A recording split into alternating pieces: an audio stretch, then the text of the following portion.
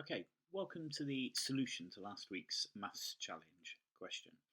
Now, the first question we took a look at was this shape, and I asked you what fraction of this shape is shaded.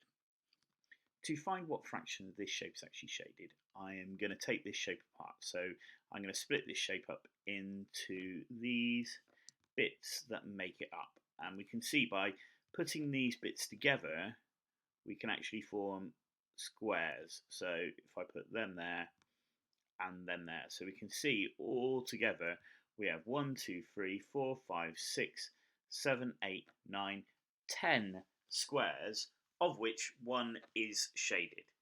Okay, so the fraction, or proportion of this shape that is shaded is 1/10. Now, for question 2, we had these two questions. Did we find all the two-digit numbers are increased by 75% when their digits are reversed, and then the same for three digits? And I gave you a couple hints. I said to consider the number in the form as AB, and to do it using algebra, so it would be 10a plus b. And the fact that when you increase a number by 75%, it's the same as multiplying by 1.75. So if we take a look at part A solution, so we've got these two numbers, 10a plus b, but we know that 10b plus a is 1.75 times 10a plus b. That's also the same as this fraction, 7 over 4. Now, I personally prefer using fractions rather than decimals because they're much easier to do calculations with. So we get this situation here. This second number, 10b plus a, is the same as 7/4 of 10a plus b. Now, we can get rid of that fraction by multiplying both sides by 4. So we get 4 lots of 10b plus a equals 7 lots of 10a plus b. If we then remove the brackets, we get this.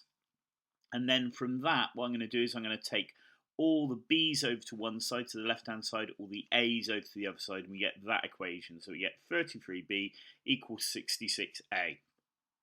Now that, you'll notice, both sides are divisible by 11, so we can divide both by 11, so we get b equals 2a. In fact, both divisible by 33, aren't they?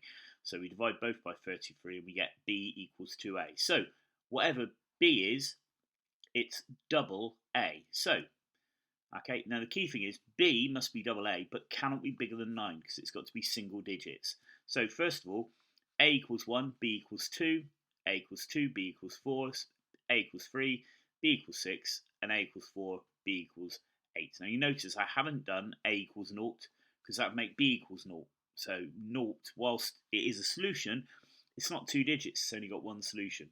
So those are the only solutions. If we put a equals 5 in there, we'd get b equals 10, which wouldn't be a solution. So there are 4 solutions, and those are all of them. Okay? If you work it out, 12, if you times it by 1.75, you get 21. 24 times 1.75, you get 42, and so on. Now, for part B, it's a little bit more challenging. This time, we got to consider our number, ABC, as 100A plus 10B plus C. When we reverse it, we get 100C plus 10B plus C. That should be test plus A, sorry, there's a mistake in there. Now, that means we get this solution here. 100C plus 10B plus A is 7/4 of that first number. Again, multiply both sides by 4, we get that. And then remove the brackets, okay? Then what I'm going to do is I'm going to bring all the C's onto one side and everything else over to the other side. I'll explain why that in a moment. So we get this answer here. Now, may not spot it at first, but everything here is divisible by 3.